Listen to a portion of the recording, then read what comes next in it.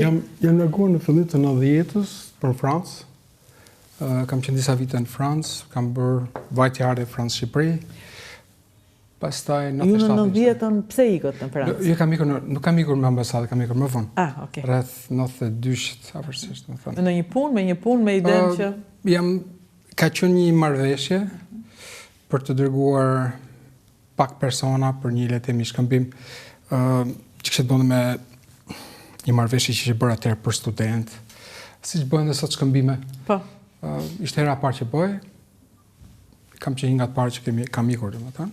Si ishte? Kur ikëm për parë, si është? Unë faktikisht e kisha menduar basën një moshë të herët dhe nga familja që drejtimi, nëse do largohesh nga Shqipëria, do ishte drejt Italisë. Duke pasur edhe njerëz atje, të afërm të familjes që më do më ndeshjet përgatitur me gjuhën. Isha ai ka qenë synimi. Kam qenë mbajmend si sot, kam qenë 12-13 vjeç që më shati poso edhe i madh që një farë mënyre më kishte përgatitur ana psikologjike që unë një ditë duhet largohesha. Fati e solli që kisha edhe opsionin Francës dhe kur ndodhi kjo Francës të zgjedhje bëra, shkova në Francë, nuk kam asnjë pishpan për kundërzi.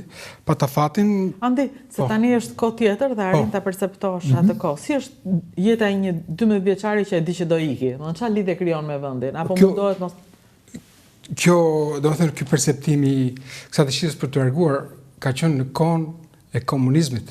Që atëherë? Po, domethënë kisha se nuk i kam. Ju nuk i tregoni vitet, nuk është qartë çfarë moshe keni. Dakor. Prandaj edhe nuk e kuptova, mendova 12 vjeç në Jo, isha akoma në kohën e komunizmit edhe shumë familje mbase kishin këto traditë që dërgonin fëmijët jashtë në një mënyrë se tjetër edhe në kohë të komunizmit, po ashtu klanet caktuara ose familje caktuara të vjetra që kishin një traditë në administratë ose në edukim, e dini se si mund të gjendë një mënyrë për të larguar dhe me sa duke planet kishte bërë familje para me. E kuptoj. Edhe mund thjesht isha pjesë e kësaj. Kështu që Franca është një pikë takimi pa njohur, po gjithsesi është jashtë, është vendi jashtë ku do shkoj. Po, jam larguar në Francë dhe më kanë marrë një familje franceze. Kështu ishte marrëveshja. Një familje që mua më kanë trajtuar zakonisht mirë, mbaj mend që shumë njerëz të tjerë që janë larguar nga Shqipëria janë përballë me një realitet tjetër, që është përballja me vështirësitë ekonomike, sigurimi i një rrugtimi profesional ose dhe ekzistencë, lufta për ekzistencë. Këto unë nuk i kam ndier.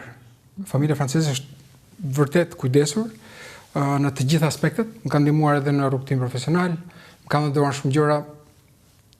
Mendoj që kam qenë me fat, se më kanë dhënë atë hapin e parë ku çdo njeri ka shumë vështirë. Kjo ka qenë përballimi e parë me Europën, me Francën, vend shumë i përparuar krahasim me Shqipërinë. Pastaj mbaj mend që kthehesha në Shqipëri dhe në 97 në një moment ku thash nuk do dua të kthehem në Shqipëri. Në 97 u ktheve sepse mbaroi. Jo, kisha ardhur, po merresha me një lloj biznesi, le të themi. Kisha ca plane që mund të bëja diçka. Dhe kur pa çfarë ndodhi në 97 vendosa që të mos kthehem më.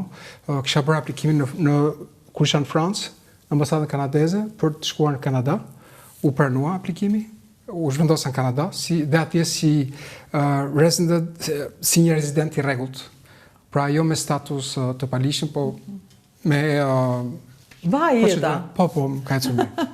Vërtet, kam bërë studimet pastaj që i kam mbyllur ato që desha unë në Kanada, nga Kanadaja me pasaport kanadeze, nisem për në Amerikë dhe kam. Si kanadez ose shqiptar? Jo, si kanadez, po.